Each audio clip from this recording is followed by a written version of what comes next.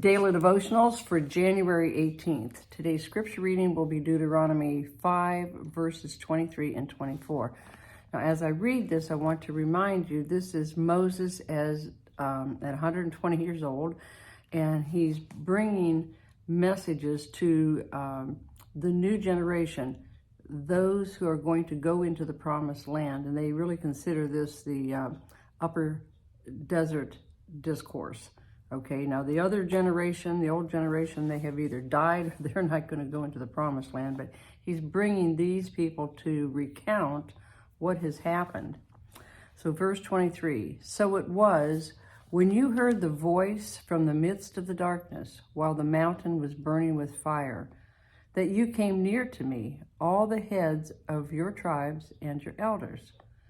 And you said, surely the Lord our God has shown us his glory and his greatness, and we have heard his voice from the midst of the fire. We have seen this day that God speaks with man, yet he still lives. So, like I said, he's speaking to the younger generation, those who are going to go into the promised land.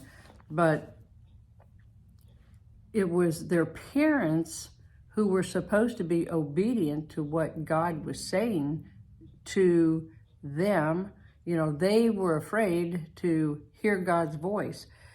They are the ones that were held responsible.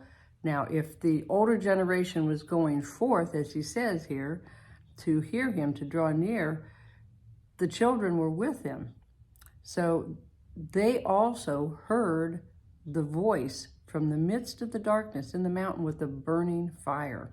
Okay, but remember, the older generation, they were really stiff-necked.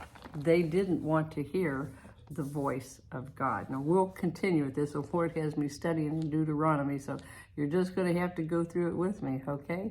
All right. Be blessed till next time.